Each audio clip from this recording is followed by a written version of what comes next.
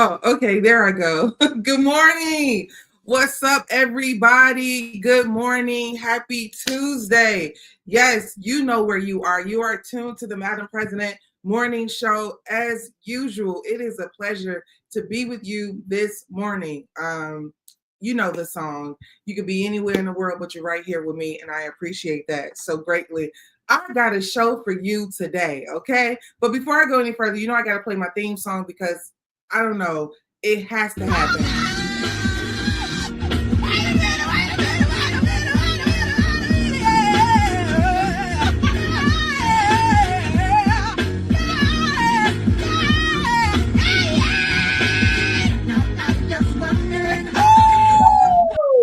Okay, that's how we got to get our morning going, okay? Just off the energy of gratitude, a lot of gratitude for just having the opportunity to have a chance at the day. I think I heard someone say before, once you start changing your mindset, once you start changing your perspective, things start shifting. When you start saying, I get the chance to go to work today, you start to feel different about how you walk into the building. When you start saying to yourself, I get the chance to work on my business today, you start to attack it very differently. So all that to say, ladies and gentlemen, thank you for being here with me. Before we go any further, I'd just like to say a quick prayer. I also have Instagram Live here.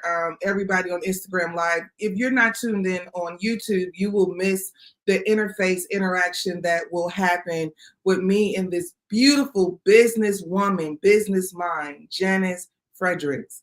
All right. But before I go any further, let me just say a quick prayer. Heavenly Father, thank you so much for waking us up today. Thank you for allowing us to see this day. We do not take it for granted. We appreciate you. We love you.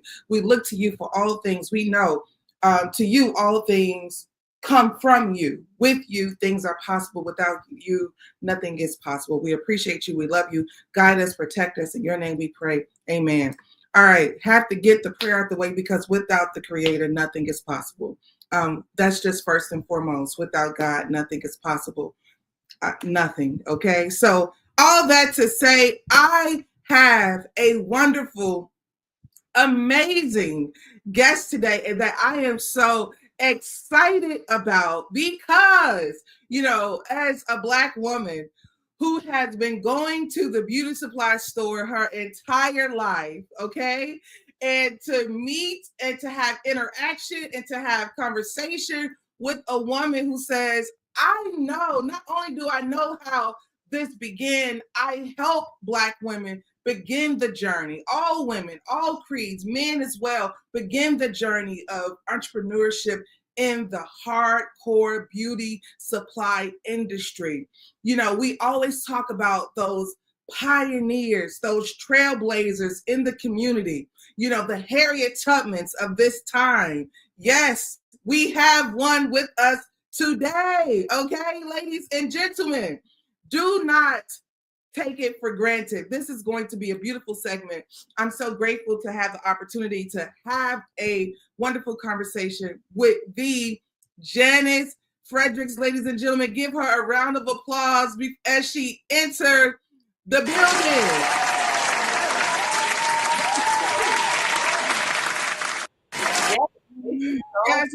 Yes. Welcome. Thank you. What an amazing intro, child. I am so excited. I'm so excited. Thank you so much.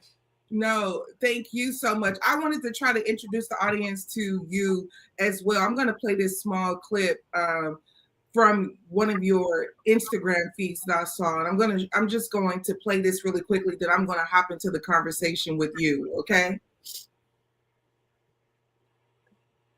All right, here it goes right here. Yeah, it has been one of the most rewarding things.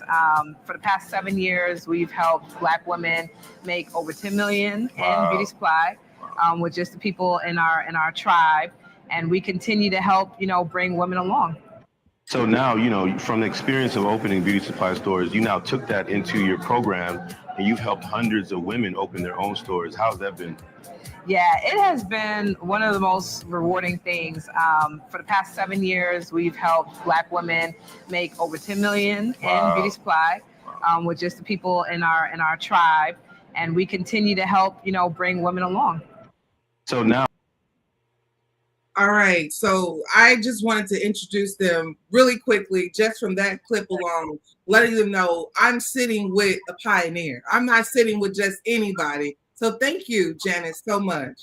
Thank you. Thank you. It is a pleasure to be here. I'm super excited. I'm fired up for the conversation and just letting, people know about this opportunity that exists, because a lot of times we just don't know what's possible for us because we just don't see the representation. That was my story, but we're going to get to the story. So I want to make sure Okay.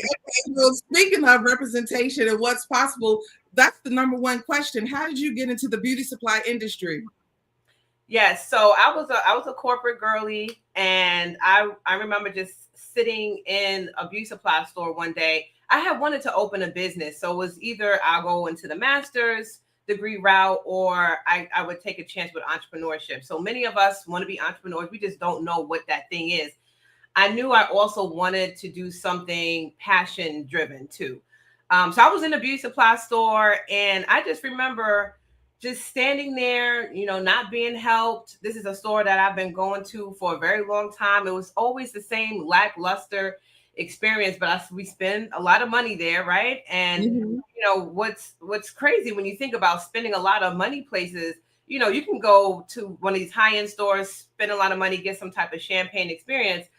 But in the beauty supply store, there's absolutely no experience at all. And we spend a lot of money. So I sat there and I just was looking at the transactions. There was about 3,000 worth of transactions within the 30 minutes that I stood there. And then that was just my epiphany moment. Like, this is the business. Like, I see the money. I see the Black women. We're not being treated right. This is what I want to do. However, at that time, I have never seen Black-owned beauty supply store. I didn't know that this was a possibility. This was, back in 2010. So at that time, I didn't even know, like, is this possible? Or do I have to learn Korean? Like, what am I going to have to do? But I knew that if I could take the same products, try to figure out how to get the same pricing, but then add the customer service element to it, that I was going to be successful. Like, there was no doubt in my mind that I could make this happen. I just needed to figure out, like, how do I penetrate through this industry? And that's where I got my start, which is really sitting in a beauty supply store and just feeling like this just does not make sense. This doesn't feel right.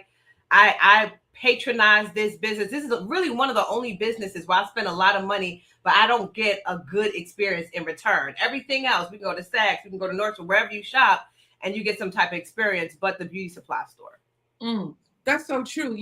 This is just so funny. What's having this conversation makes me think about, like, the first time weave became popular. I don't know if you remember, but it was possibly around, wigs have been a thing, right? So grandparents, all of them, they were wearing wigs. And then weave became a thing, I want to say early 90s. Late 80s, people were still taboo about weave. It was kind of like, girl, you wearing weave? People didn't want to wear it. And now people don't want to wear the hair. It's like, where's the weave? Where's the weave at? So I want to be very transparent in this conversation and just ask you about, like, what year did you start your first store? What year was it, and what has changed since then? So I started in 2010. Oh, yeah, I started in 2010, and that was the time of the big chop, right? So, women, we were doing these big chops.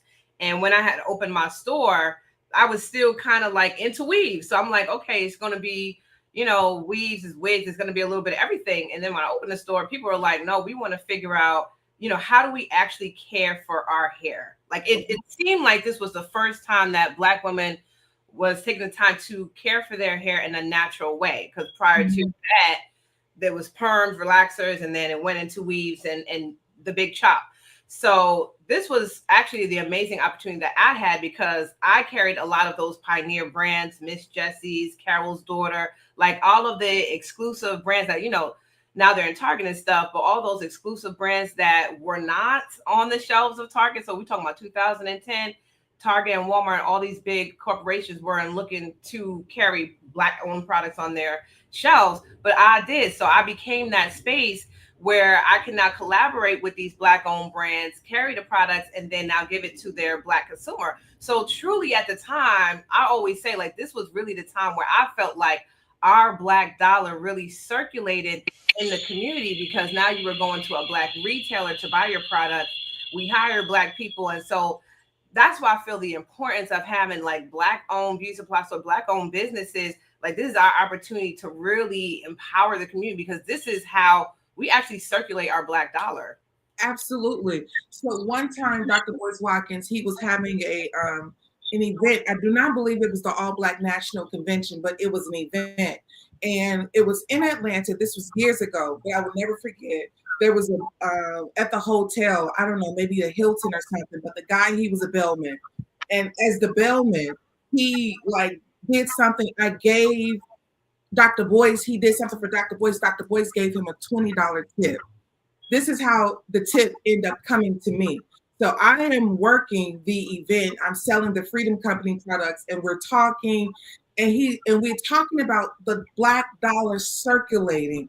And this guy who was the bellman at the store, at the hotel, he comes to my table and he's purchasing something, and he says, you know, Dr. Watkins gave me this dollar just yesterday.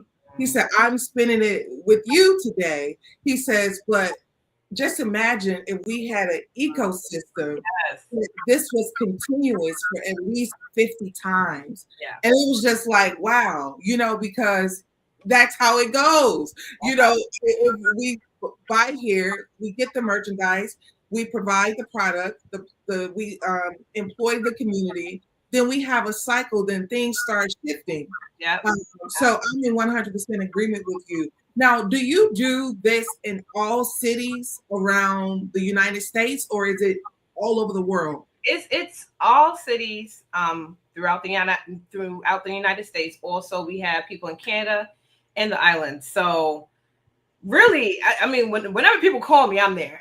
You know, I'm showing up and I'm helping. So I would love to continue this, you know, in different nations, and really continue to talk about why we need Black owned beauty supply stores, because this is like a whole movement. It's not, you know, just about opening stores. It's really a whole movement, because we spend the most money as Black women in this industry. Yes, we do. Do you know how much money we spend annually in the hair care industry? I mean, I know people throw out billions, but I was just thinking aloud, like, yeah, the Black hair care industry by itself is a $3.8 billion industry. There's 9,000 smaller beauty supply stores, and only ownership for Black women is around 2,000. The rest is Asian and Arab. Wow. And so here's another thing that, while you say that, do we have to go to China or any parts of Asia to really establish ourselves with merchandising and getting products, or no, you have that figured out? No, we have that figured out. The issue with that part is that we don't have a lot of large Black owned manufacturers. So we have to go through our Asian counterparts. So they have manufacturing, and then they have the distribution. And so they really have the supply chain on lock. That is the issue with trying to get Black people in. And that's why a lot of people call me, because I have those relationships over, 15 years with those vendors. And so, they understand, like, okay, she's here. I mean, they tell me all the time, which is hilarious. They're like, I would never open an account for any of these people if it wasn't for you. Wow. They've told me that straight to my face. And sometimes I'm like, okay, that's nice. But then it's also like on the back end, I'm like, this is horrible, because y'all not these accounts. And if you do get the accounts, it's at a higher price. So right. Second issue with our Black owned beauty supply stores is because our stuff is higher priced, because we're getting them products at a higher price. So then people complain when they do, try to support that, your price is so high. It's really hard for me to support and things of that nature. So it's like, we're still trying to figure this whole thing out. And, the way that I've currently figured it out is just by leveraging my relationships that I've had in this industry for almost 2 decades, and it's trying to bring more people along and get more accounts open. But it's still tough because they have the supply chain on lock. So as we have a shift with a this digital world. You know, we have major shifts. But the one thing I personally know for a fact, I don't care how many robots do what. Black folks ain't let no robot cut their hair, do their hair, braid their hair. That's not gonna happen. Not a day in this world. Man, a robot ain't never gonna give me no faux locks, no braids, none of that. You know, so I think about all the different things, but it feels as if the hair care industry will be the industry that is AI proof. I'm not sure though. You tell me. Do you believe? Let me tell you something. I've lived through 2 recessions in beauty supplies. You know, the first one was the mortgage crisis. The second one was COVID. And I will tell you, throughout both of those, you know, economic downturns, I saw Black people still travel to the beauty supply for their stuff. Like here in New York, we have these, what they call bodegas, these like corner stores, right? Mm-hmm. The Black hair care store is a Black woman's bodega. Like this is our sanctuary. This is our safe place in the community. For travel physically to a beauty supply store, because people ask me all the time, what about online? What about this? What about that? Like we're here for the experience. And if we can get more Black owned stores open, like we can now create that safe haven, that experience that we are craving, because we are also in a Black girl luxury era right now where Black women, we will spend a little bit more for a really good experience. I personally do. And so when we think about all the other experiences that we have that we'll spend an extra coin on, our Black hair care shopping experience needs to align with that. And that's why I love to create spaces that are luxury, that are high end, that are the champagne experience that we are craving, because we know that this is what we want. But only Black woman would know that, right? Exactly. Yeah, no, I totally agree. When I think about it, I'm a service person. So like some people may spend a lot of money on a nice bag, you know, not more so, I'm going to probably spend the money on, you know, a first class ticket. You know, I'm a service person. That's my arena. You know, I prefer the service. I prefer the, you know, a better experience. And it's just thinking, I was just in Paris. And when I was in Paris, me and my partner, we were walking past all the stores, you know, I like to say Gucci and Prada and Fendi, all these stores, they are consistently just through the streets like our Foot Locker and like our, you know, whatever other, our Macy's, our Dillards. So you go in the mall and all the stores are just in the open, you know, center forum. And you just see these people providing this experience. And there was one couple in particular I remember, you know, they were looking at bags and they had the champagne and then brought out the champagne. I said, one thing for sure, I know that bubbly is popping because that price tag popping too. So, you know, you provide the experience, whatever is required to make people feel like this is money well spent. And you know what's so disappointing is that we don't have the ability to choose these experiences in our neighborhood, but the money still gets spent. I remember going to some of these beauty supply stores they weren't even clean. No. You know, they're not even like clean. There's a language barrier, but that doesn't matter. You know, so sometimes I'm really hard on, I'm sensitive when Black people are like, oh, you have to speak a certain way. That's not true. Right. We put our money out for years, for centuries, with people not speaking a certain way. You know, they just get our money. That's it. So let me ask you, and I want to ask you the tough questions that people don't get a chance to hear often is, what is the base price for a person who says, I got some money? You know how folks say, I got a little money. I want to start a beauty supply store. What is that little money number that is a good foundation for the start of a beauty supply store? Yeah, so in my training, I talk about like the different variables. Obviously, you know, where you at in America, what kind of store, big or small. But on a smaller scale, you want to start with around $75,000.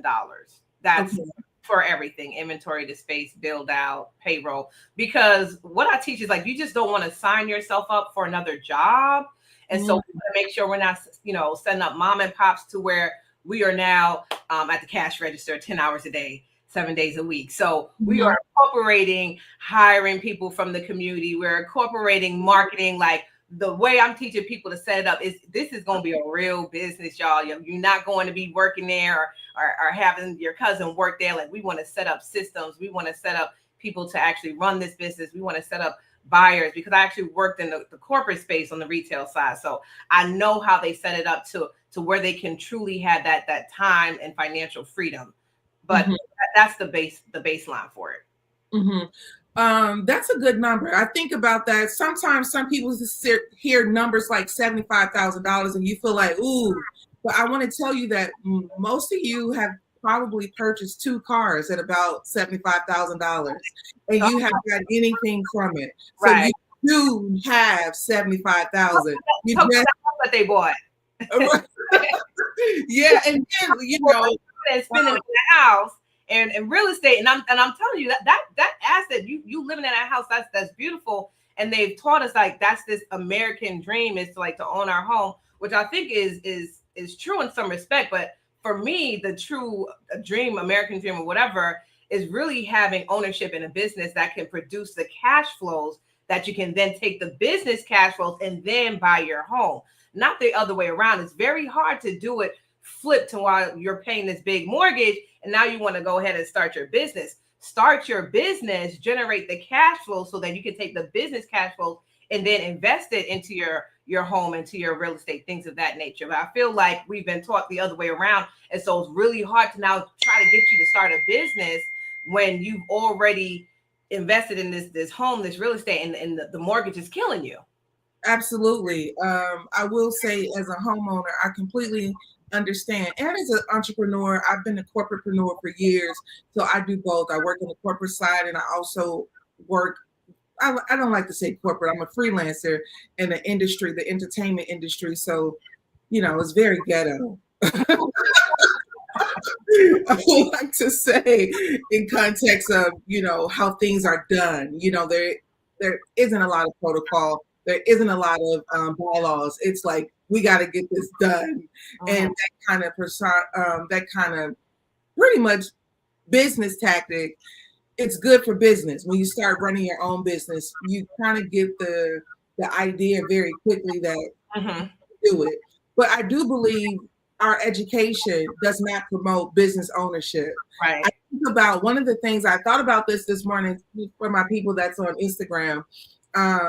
Our education, and this is for my educated girlies. I need you to hear me and hear me good, because I went to college and I graduated from college. It wasn't that easy for me because my mind was all over the place most times. But when I got a grasp on, oh shit, all they want me to do is read the stuff and report back and get the grade and show up. And okay, I can do that. Once I got the understanding that this is not challenging at all. All I did was read and regurgitate what you read in some form of a writing, paper. If you was in math or accounting, then you were doing the math and letting them know that you understand the math and you can do it. But here's the one thing that the traditional education does to us from being in middle school, and that is they tell you what to do. Most of us do not know what to do with ourselves if no one is telling us what to do. And this is one of the biggest challenges that most people have in entrepreneurship, is because nobody is going to tell you that you need to get your ass up and act like you're running a business. So you waiting on someone to tell you these things when you are the owner and this is your business. Yeah. So these are some of the challenges that we're faced with. And this is kind of interpersonal stuff. This ain't, if I was, a Harvard graduate, you'd be like, oh man, this Harvard graduate said this. I'm not. I'm telling you, because our grandmothers told us, I shouldn't have to, our grandparents used to say, I shouldn't have to tell you what have to be done. That's what they said.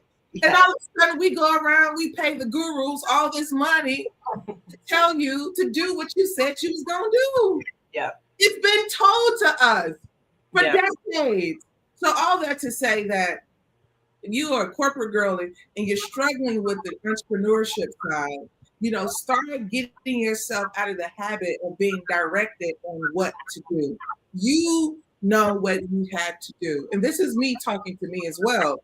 So all that to say that I'm with you 100%, Janice.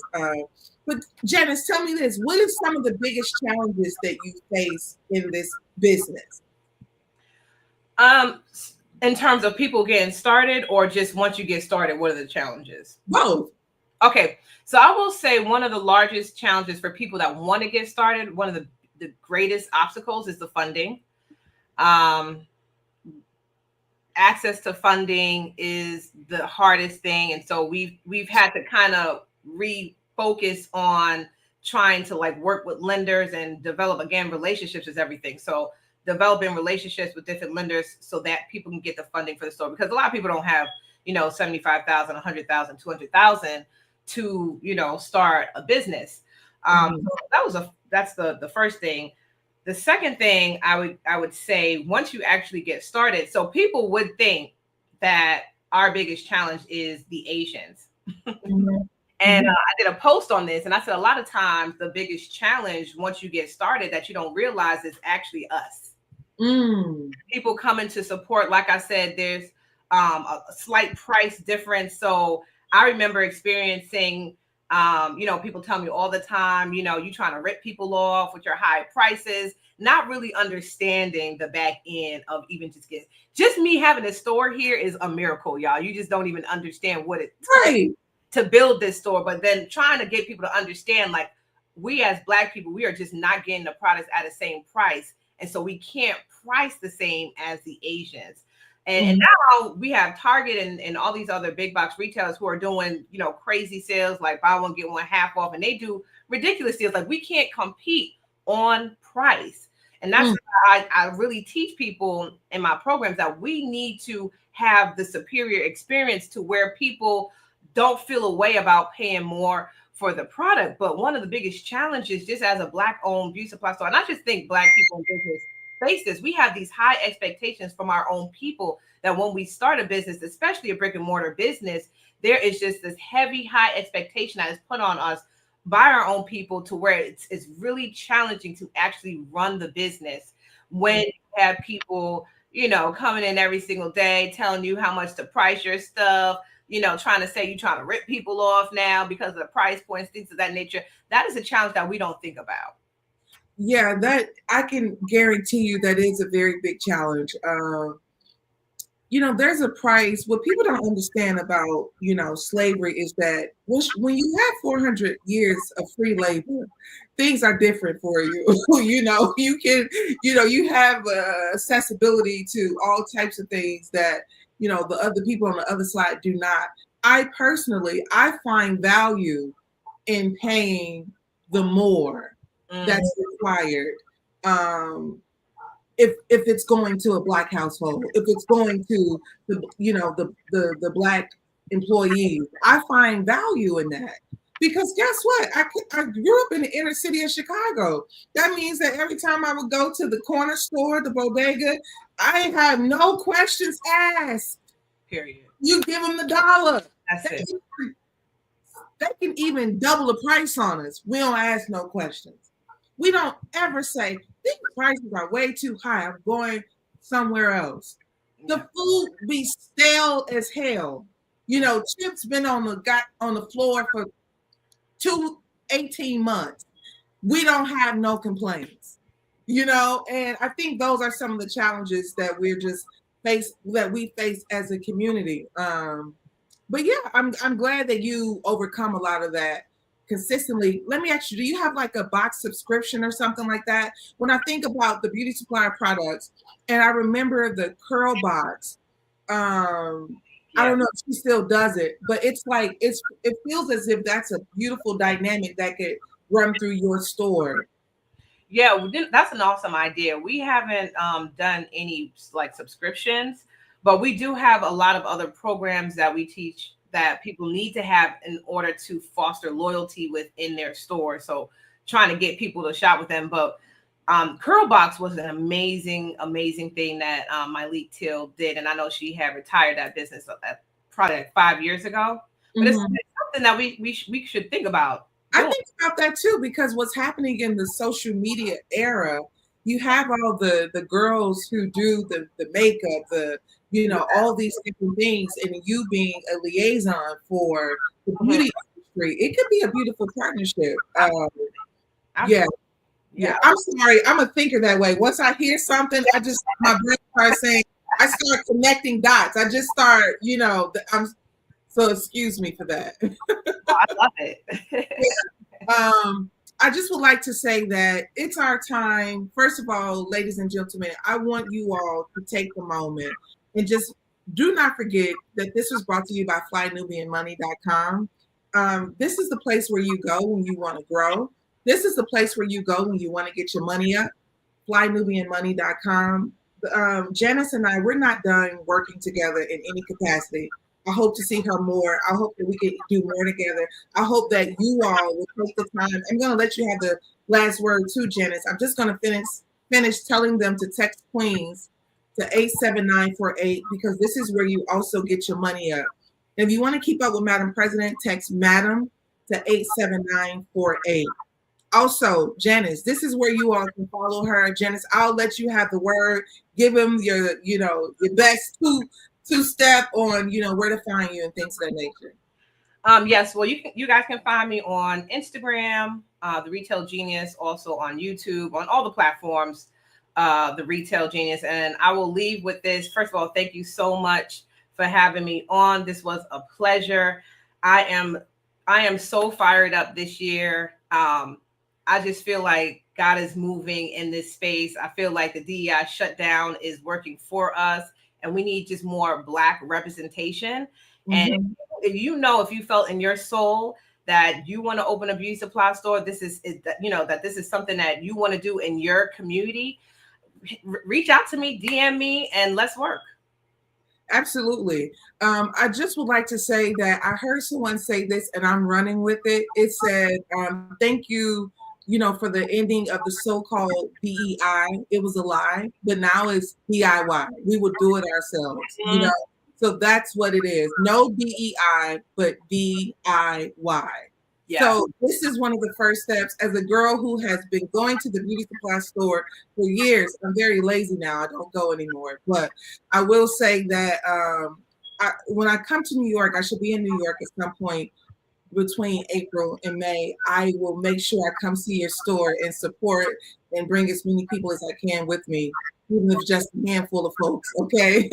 And I just want to say thank you for being here with us, ladies and gentlemen. You know that we do this every single Monday through Friday, 9:30 a.m. Eastern. This is the Madam President Morning Show, the place where you will get real news, bold truth, and I am always 100% politically incorrect. I'll see you guys tomorrow. Bye-bye.